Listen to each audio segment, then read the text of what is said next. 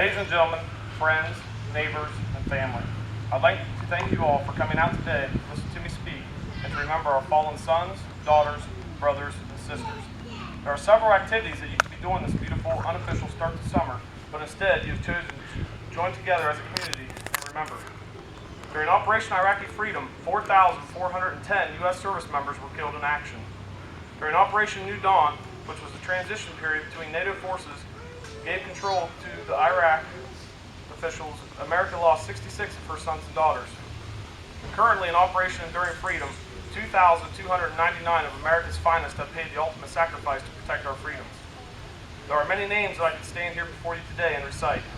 Staff Sergeant Harrigan Osmond, Sergeant Cody Lowry, Lance Corporal Daniel Salter, Corporal Jonathan Yale, Corporal Nicholas Rapavi.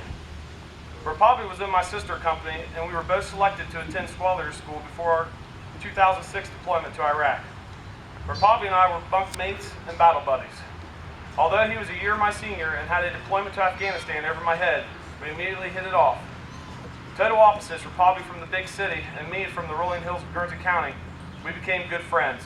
For those 3 months, we had created a bond that could only be forged through the trials and tribulations that Marine Corps training provides. When we both graduated and became squad leaders, having 18 Marines placed in our charge. We did not get to train together much after school because we were in different companies with different schedules. We would often get together after a field training operation and talk about our men. We were very competitive, and of course, my squad was better than his. We soon received orders to Iraq in July of 2006. Although our battalion was assigned to the same area of operation in Al Anbar Providence, we very rarely got to see each other while in country. I would hear stories about how Rapavi's squad had repelled an enemy's attack or was hit by an improvised explosive device, but everyone always came away unscathed. Then there was the urban legend rumor going around that someone within the battalion had been shot in the magazine carrier and the bullet had stopped the round from penetrating his body. One day I got the rare opportunity to take my squad back to our main operating base, Camp Fallujah, for showers and hot chow. While there, I ran into Rapavi at the chow hall. I noticed a change in him. His eyes had narrowed and they were not quite as sparkling.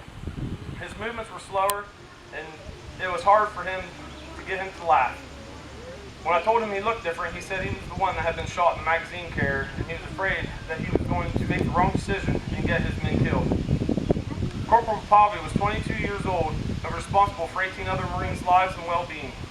Those were the thoughts of a 22-year-old Marine. Do you remember what you were doing at 22 years of age? I reassured Rapavi that he was the right man for the job or he would not have been placed in this position.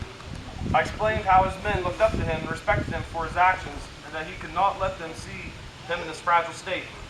He was the glue that held his squad together. I told him that it is the Marine Corps way to ruck up and carry on.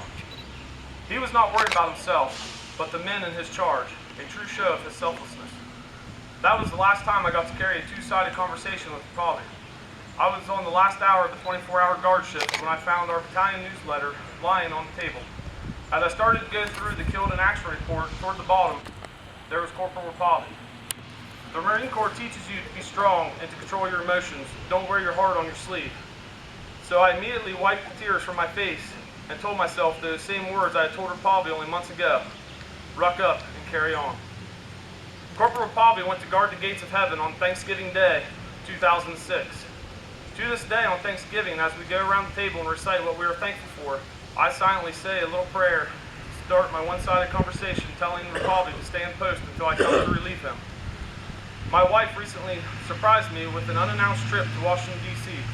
I had put this journey off for years, going to visit my old friend. As we were walking through the Arlington Cemetery, making our way to his headstone, I could feel my heart start to beat faster and my pace slowed down. As we walked past row after row of family members mourning their loved ones and found Rapavi's final marching orders. As a testament to his character and to the hearts he had touched in those short 22 years, he had the most decorated headstone in his row, and the grass was a little more worn out in front of his grave compared to others.